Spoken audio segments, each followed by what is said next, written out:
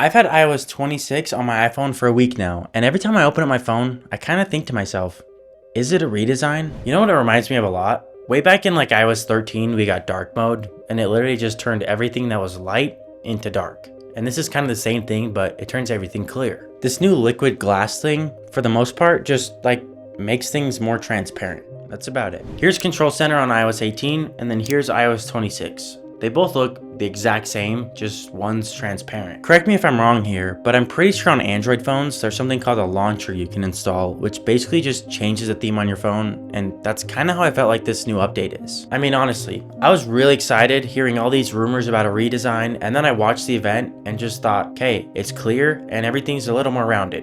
Got it. But now that I've been using this new update for a week, I do have some thoughts because, well, there are kind of a lot of new features and some of them are really cool and others I just don't love all that much. For the most part, I really do like the design. In the app, you have the main section and any tool or function within the app is like a liquid glass pane that sits on top of it. It looks good, it's a nice change, but honestly, I do think there are a few issues that you'll probably agree with. I can tell in this update, Apple really wanted to simplify everything, which simplifying is good, but you can go too far, and I think there are a few things that Apple went a little too far on. Here's an example. In Safari, they redid the search bar, and it does look nice, but if you ever want to share a page, you used to be able to just click right here, but instead now you have to click into this menu and then find it. It's just a little more of a hassle. I know that's really picky, but there's stuff like this everywhere. Like in the music app. Right when you open the music app, you start at the home section, which I don't think anyone actually uses, so of course I want to go to my music library, which used to just be one click away. Now, I either have to swipe up a little or just press this little home button, and then I can get to my library. It looks really cool and the animations are pretty smooth, but it's just more of a pain. Last one really quickly, let's add a numbered list to notes. First, you need to start typing. Then this menu pops up above the keyboard, and it does look really cool. Now you have to swipe way over and click the bulleted section.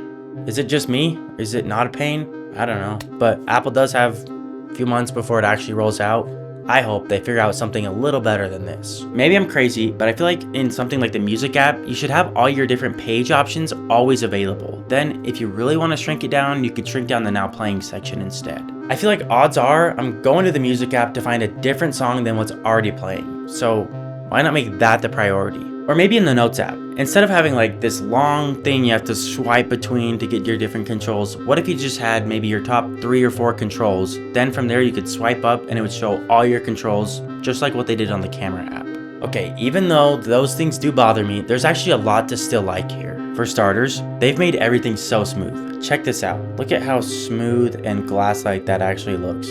Looks really nice. On the home screen, when you tilt your phone, there's a slight reflection on all your apps and widgets, and it looks pretty cool. When you swipe around on your phone, if you have like a toolbar, it'll just barely show what's behind it, and I think it looks really cool.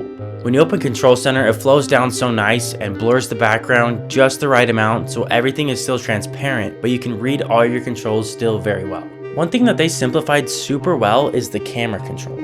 You can now go into the camera control settings and select specific controls you want it to be able to do. Let's say I only choose cameras and exposure.